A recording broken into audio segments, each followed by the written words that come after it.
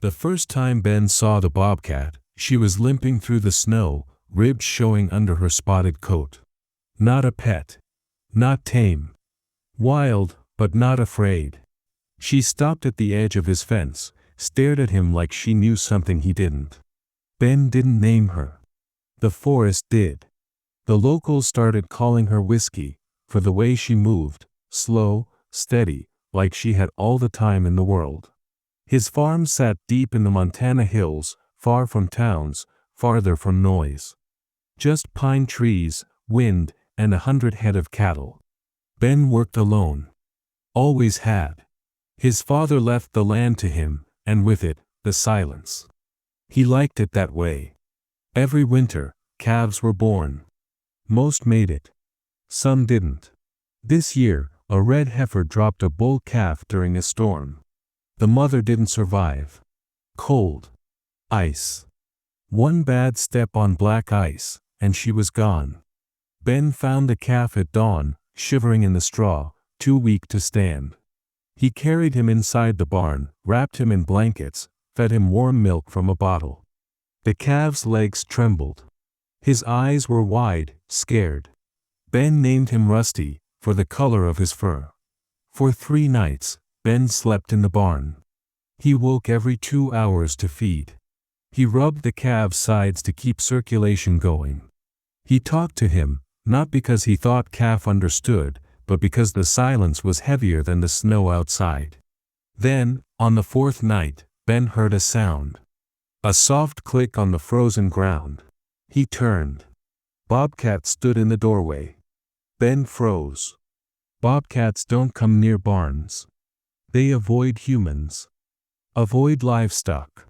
They hunt and vanish. But Bobcat didn't leave.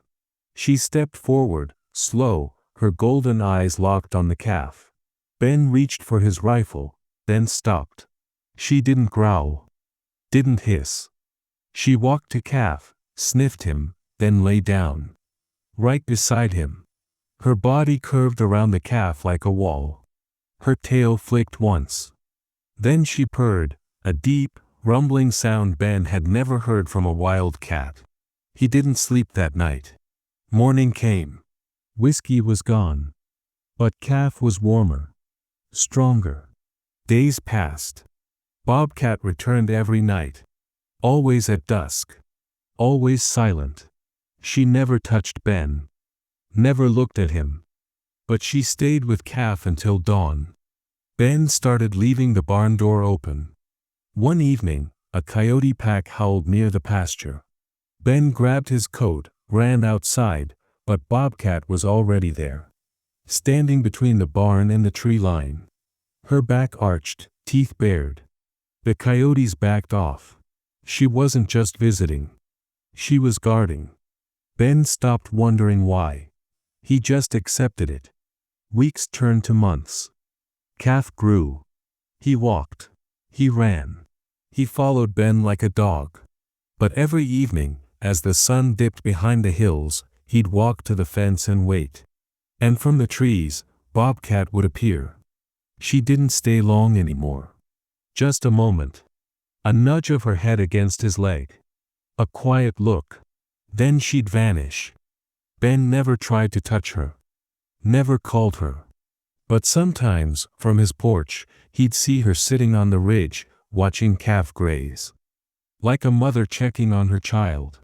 Years later, calf is a full-grown bull, strong and calm. The other cattle follow him.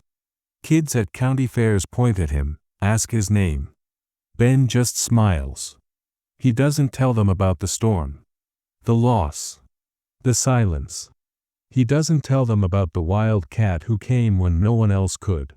Some bonds aren't made of blood. They're made of snow, and warmth, and one quiet choice, to stay.